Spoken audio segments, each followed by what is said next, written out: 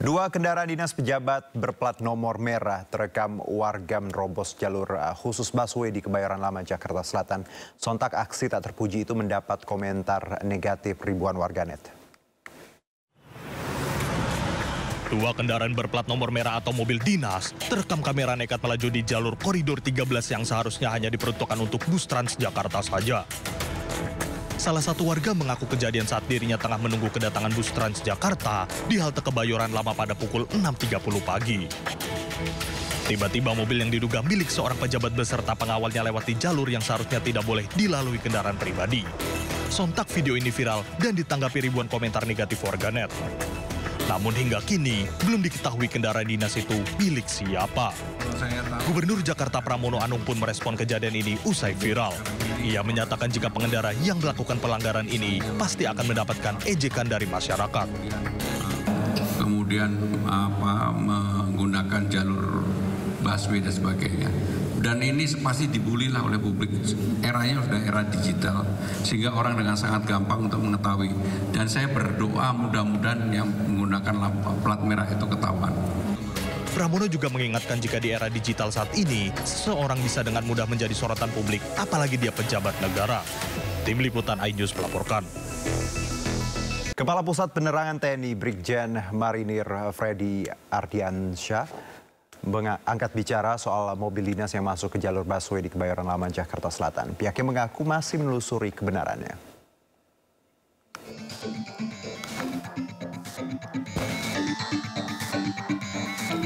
Saat ini Puspom TNI masih menelusuri serta mengumpulkan data dan informasi terkait video viral yang beredar.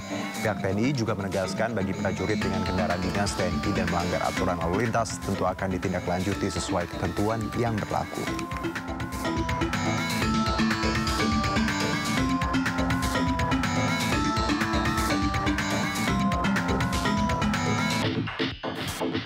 Ya, pemirsa, Jakarta sempat dilanda kemacetan panjang hingga viral di media sosial. Kemacetan hingga 20 km terjadi di sepanjang jalan arah Grogol, Semanggi hingga Cawang. Bahkan membuat penumpang Transjakarta terpaksa berjalan kaki agar tak terjebak macet.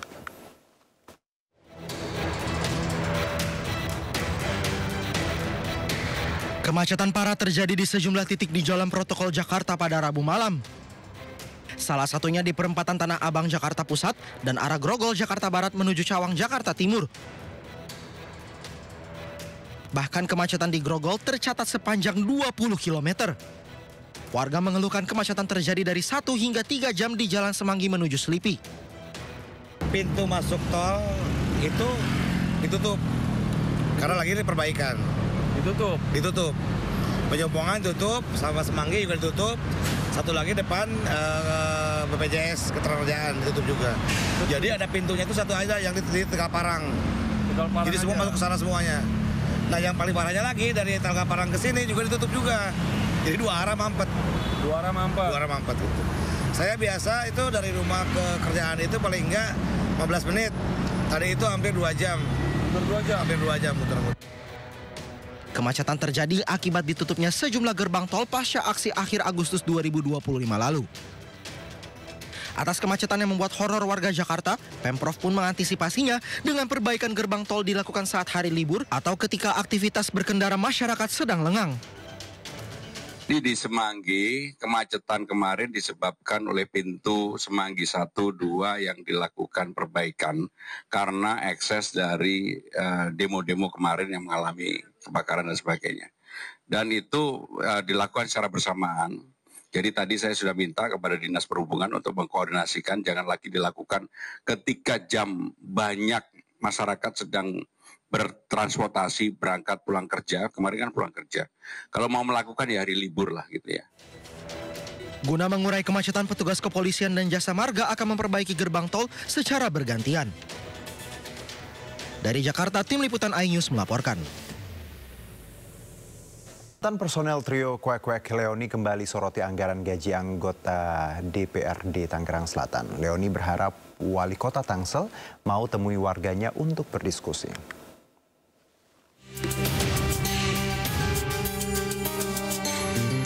Artis Leoni Fitria Hartanti kembali menyoroti anggaran gaji anggota DPRD Tangerang Selatan.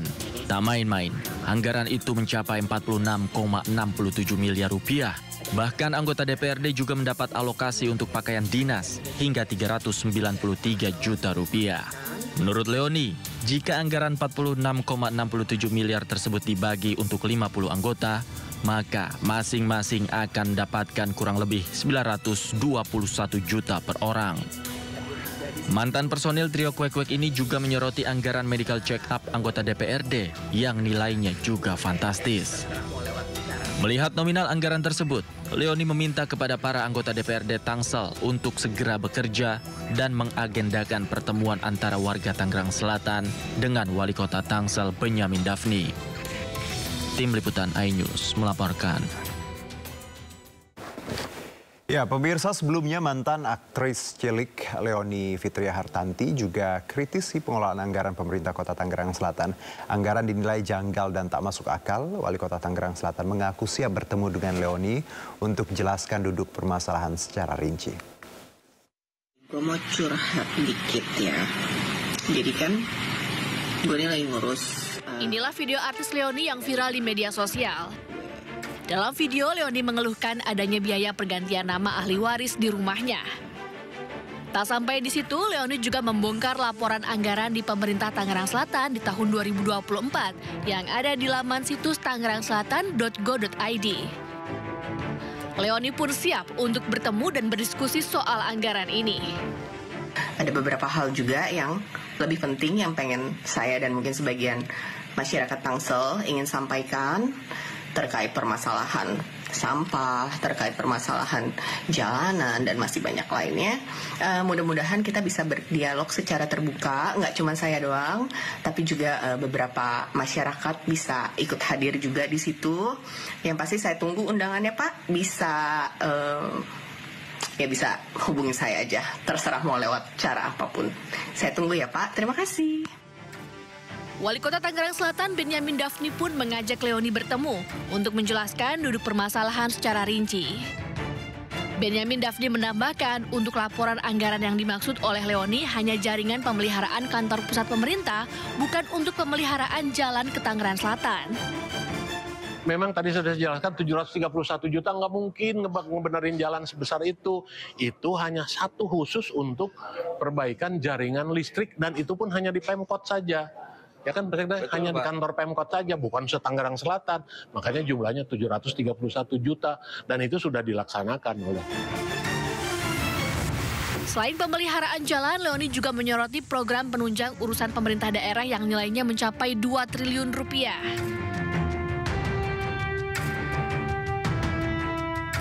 Dalam laporan ini, jumlah beban pegawai pemerintahan Kota Tangerang Selatan mencapai 1,2 triliun rupiah. Sementara anggaran untuk bansos yang diberikan untuk warga hanya sebesar 136 juta rupiah. Tim Liputan iNews melaporkan.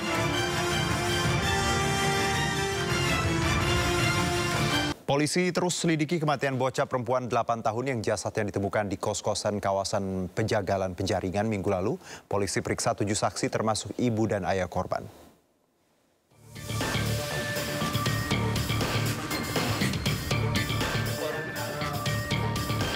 Penyebab pasti kematian bocah perempuan 8 tahun di kawasan Penjagalan Penjaringan Jakarta Utara masih misteri.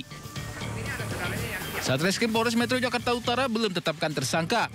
Namun telah periksa 7 saksi, termasuk ayah dan ibu korban yang sudah 4 bulan berpisah beserta para tetangga. Polisi juga periksa kejiwaan orang tua korban. Ada beberapa saksi yang kita periksa ya. Ada 7 orang yang sudah kita periksa, itu termasuk ibu korban, kemudian ayahnya juga, kemudian beberapa tetangga korban yang ada di situ. Sebelumnya, tim forensik Rumah Sakit Polri Kramat Jati menemukan adanya tanda kekerasan pada jenazah korban. Berupa luka akibat kekerasan benda tumpul di kepala dan kaki. Namun penyebab pasti kematian korban masih diselidiki melalui uji laboratorium forensik. Sebelumnya, warga temukan jasad korban di kamar kos-kosan dalam posisi telentang di bawah tempat tidur dan tidak mengenakan pakaian. Polisi yang menggelar olah TKP menemukan barang bukti buku tabungan, pakaian, sandal, dan botol minum. Menurut warga, korban tinggal bersama ibunya. Namun saat penemuan jasad korban, ibu korban tidak berada di lokasi. Dari Jakarta, Sofyan Firdaus, iNews, melaporkan. Pemirsa, tim Satgas Operasi Damai Kartens berhasil mengevakuasi 2 warga pendulang emas yang menjadi korban pembunuhan di Kampung Binki, Distrik Seradala, Yahukimo, Papua Pegunungan.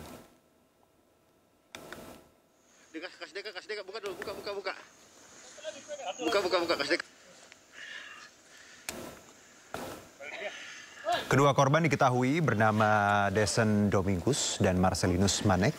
Mereka ditemukan sudah tidak bernyawa setelah diserang kelompok kriminal bersenjata atau KKB saat beraktivitas di area pendulangan emas. Proses evakuasi dilakukan oleh tim gabungan dan jasad korban berhasil dibawa dengan aman ke RSUD DKI Kabupaten Yahukimo. Tibanya di rumah sakit, keduanya langsung ditangani pihak medis untuk proses identifikasi dan otopsi. Hingga kini aparat masih melakukan penyelidikan di lokasi kejadian untuk mengungkap motif dan menangkap pelaku di balik serangan tersebut. Ya, langsung saja. Tim gabungan Satgas Ops Damai Kartens 2025 bersama Polres Yahukimo dan TNI telah berhasil mengevakuasi 2 dari 5 korban masyarakat penambang yang menjadi korban aksi pembunuhan oleh KKB yang menamakan dirinya Kodap 16. Motif penembakan oknum TNI yang nyaris mengenai seorang anggota Intel Kodim di salah satu bank di Goa, Sulawesi Selatan terungkap. Hasil pemeriksaan sementara diduga pelaku mengamuk di dalam bank karena terjerat masalah judi online.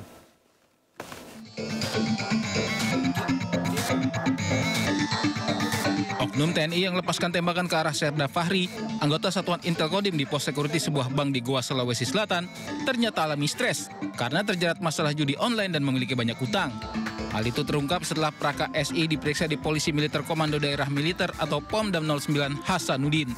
Pelaku juga arahkan tembakan ke Serda Fahri karena takut ditangkap usai mengamuk di bank. Beruntung tembakan tidak mengenai korban. Yang bersangkutan ini ada beban mental ya, beban mental karena informasi yang saya dapat dari pihak bank sendiri menyampaikan bahwa yang bersangkutan itu di bank bercerita kepada pihak security mengatakan bahwa kenapa negara ini belum mengesahkan undang-undang perampasan aset dan sebagainya. Jadi kemungkinan analisa kami memang agak kurang sehat, ya kan, dan mungkin banyak masalah. Ya. Salah satunya mungkin terpengaruh oleh kinerja Haidon ataupun terlibat judi online ataupun dengan utang yang banyak. KSI juga telah melanggar aturan dengan membawa senjata api keluar dari kesatuan sehingga terancam mendapat sanksi berat. Sebelumnya KSI diamankan setelah melepaskan tembakan di dalam bank di Goa. Pelaku diduga emosi karena tidak berhasil menemui kepala cabang bank. Dari Kabupaten Goa, Sulawesi Selatan, Bukma, iNews melaporkan. Penganiayaan penjaga rumah artis Zaskia Meka terus berlanjut dan hasil pemeriksaan sejumlah saksi dan rekaman CCTV menunjukkan pelaku anggota TNI dan kasus ini sudah ditangani Pomdan Jaya.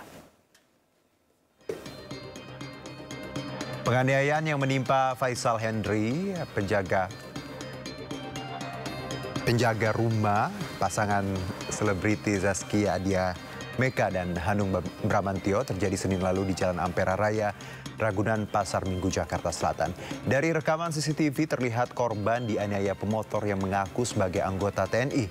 Usai kejadian, korban melaporkan kasus ini ke pihak kepolisian. Namun dari hasil pemeriksaan saksi dan rekaman CCTV, diketahui ternyata pelaku merupakan anggota TNI. Sehingga kasus ini pun kini dilimpahkan ke pihak Pomdam Jaya namun hingga kini pihak Pomdan belum mau mengungkap pelaku penganiayaan dengan alasan masih dalam pemeriksaan.